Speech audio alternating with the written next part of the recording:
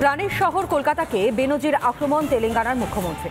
কলকাতাকে আবর্জনাপূর্ণ শহর বলে কটাক্ষ ইন্ডি জোটেরই শরিক দল। আর এরপরেও কি চুপ থাকবেন বাংলার মুখ্যমন্ত্রী? আমার কলকাতা সম্পর্কে কিছু বলার দরকার নেই। যদি বিশ্বের আবর্জনাপূর্ণ শহরের একটি প্রতিযোগিতা হয় তাহলে কলকাতা প্রথম স্থানে আসবে। শুনলেন কংগ্রেস শাসিত রাজ্যের মুখ্যমন্ত্রীর ভাষা। তৃণমূলত ইন্ডির শরিক দল। তাহলে শরিক দলেরই সরকারকে কটাক্ষ করতে বাঁধল না তেলেঙ্গানার মুখ্যমন্ত্রী রেবন্ত রেড্ডির? আরও একবার শুনুন কি বললেন রেবন্ত রেড্ডি। আমার কলকাতা সম্পর্কে কিছু বলার দরকার নেই। যদি বিশ্বের আবর্জনাপূর্ণ শহরের একটি প্রতিযোগিতা হয় তাহলে কলকাতা প্রথম স্থানে আসবে।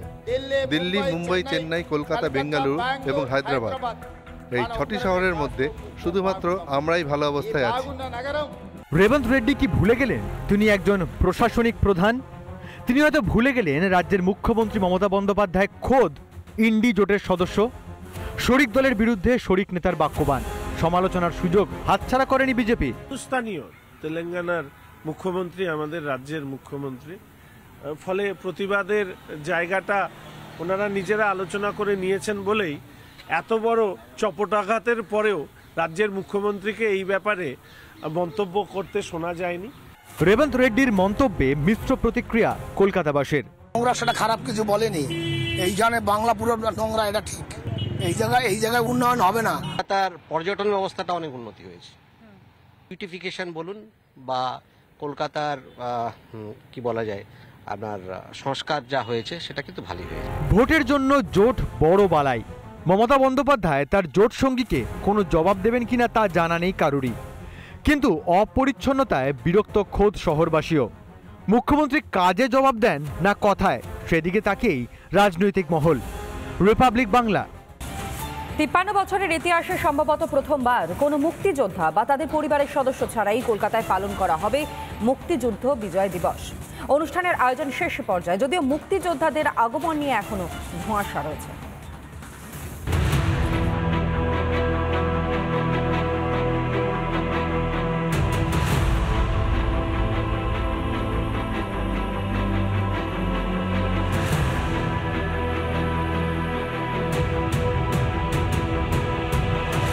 ডিসেম্বর যে অনুষ্ঠান করা হবে ইস্টার্ন কমান্ডের তরফ থেকে, সেই অনুষ্ঠানের যাবতীয় প্রস্তুতি কার্যত সম্পূর্ণ। তবে বাংলাদেশের কোন মুক্তিযোদ্ধা তারা এসে পৌঁছবেন কিনা তা নিয়ে ঘোর অনিশ্চয়তা। কলকাতায় মুক্তিযুদ্ধে বিজয় দিবসে এবার কি দেখা যাবে বাংলাদেশের মুক্তিযোদ্ধাদের? এতদিন ধরে জল্পনা চলছিল। ফোর্ট উইলিয়ামে ইস্টার্ন কমান্ডের সাংবাদিক বৈঠকেও কাটল না ধোঁয়াশা। You didn't miss out anything. I said we will let you know. So don't worry with the mic. প্রতি বছর 16 ডিসেম্বর সাড়ম্বরে পালন করা হয় দিনটি। চলতি বছরও ফোর্ট উইলিয়ামে অনুষ্ঠানের আয়োজন করা হয়েছে। প্রস্তুতিও কার্যত শেষ পর্যায়ে। And it is therefore apt that the epic victory be celebrated in a befitting manner at this very Eastern Command headquarter at Fort Williams. বাংলাদেশে চলছে হিন্দু নিধন যজ্ঞ। বঙ্গবন্ধু মুজিবুর রহমানের ইতিহাস ভোলাতে চাইছেন ইউনূস।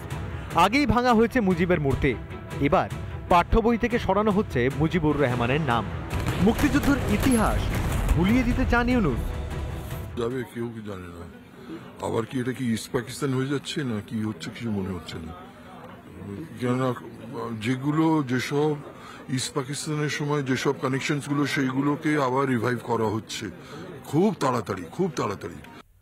প্রতি বছরই মুক্তিযুদ্ধের বিজয় দিবস 3-4 দিন ধরে উদযাপন করে ফোর্ট উইলিয়াম।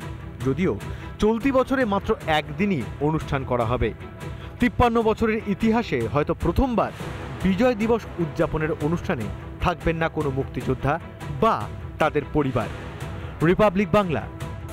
বাংলাদেশে বেছে বেছে হিন্দুদের ওপর অত্যাচার, চিন্ময় কৃষ্ণপ্রভুর জামিনের দাবিতে জোরালো হচ্ছে আন্দোলন। আর অন্যদিকে এই অবস্থায় সেদেশের ইউনূস প্রশাসনকে চাপে ফেলতে এপার বাংলার হোটেলগুলিতে বাংলাদেশিদের ঘর না দেওয়ার আবেদন নাগরিক সমাজ সহ বিজেপি। জেলায় জেলায় ধরা পড়ল সেই ছবি।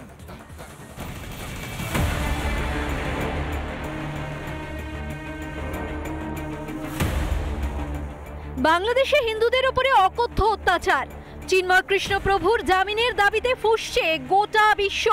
এই পরিস্থিতিতে রাজ্যের বেশ কয়েকটি জেলার গেস্ট হাউস বাংলাদেশিদের প্রবেশ নিষেধের সিদ্ধান্ত হোটেল কর্তৃপক্ষ বন্ধ করল।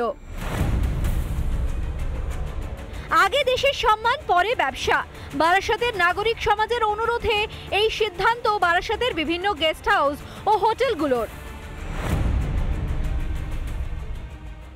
বাংলাদেশে জিহাদিরা যেভাবে ভারত বিদ্বেষী বিষ ছড়াচ্ছে, প্রয়োজনে তাদের স্বার্থে তারা আমাদের ভারতবর্ষের মাটিকে ব্যবহার করছে।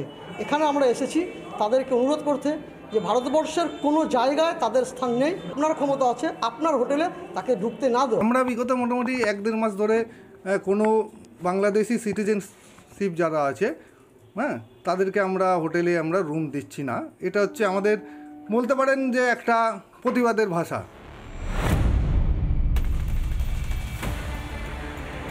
শিলিগুড়িতেও দেখা গেল একই চিত্র। শিলিগুড়িতে হোটেল ব্যবসায়ীদের বাংলাদেশিদের রুম ভাড়া না দেওয়ার অনুরোধ বঙ্গীয় হিন্দু মহামঞ্চের। অন্যদিকে ঠাকুরপুকুরের হাসপাতালে বাংলাদেশিদের চিকিৎসা বন্ধের দাবি বিজেপির। মিছিল করে হাসপাতালে ডেপুটেশন দেয় গেরুয়া শিবির। এভাবে অত্যাচার চলছে ওখানে, আর যেখানে ভারতের সমস্ত কিছু উপরে তারা নির্ভরশীল, অথচ সেই বাংলাদেশি সরকার এখানে বাংলাদেশের মানুষজন আসছে হসপিটালে, তারা চিকিৎসা নিতে আসছে, যেন এটা বন্ধ রাখে তাদের সেবা দিতে। সেই সঙ্গে হাসপাতাল লাগোয়া হোটেলগুলিতেও বাংলাদেশিদের থাকতে না দেওয়ার আবেদন জানানো হয়। দিন কয়েক আগে মালদার হোটেল ব্যবসায়ীরা বাংলাদেশিদের ঘর ভাড়া না দেওয়ার সিদ্ধান্ত নিয়েছে। রিপাবলিক বাংলা। নানা ধরনের কন্টেন্ট দেখার জন্য লাইক করুন, শেয়ার করুন আমাদের ফেসবুক পেজ, সাবস্ক্রাইব করুন আমাদের ইউটিউব চ্যানেল। পাশাপাশি অন্যান্য ব্রেকিং নিউজের জন্য অবশ্যই চোখ রাখুন রিপাবলিক বাংলায়।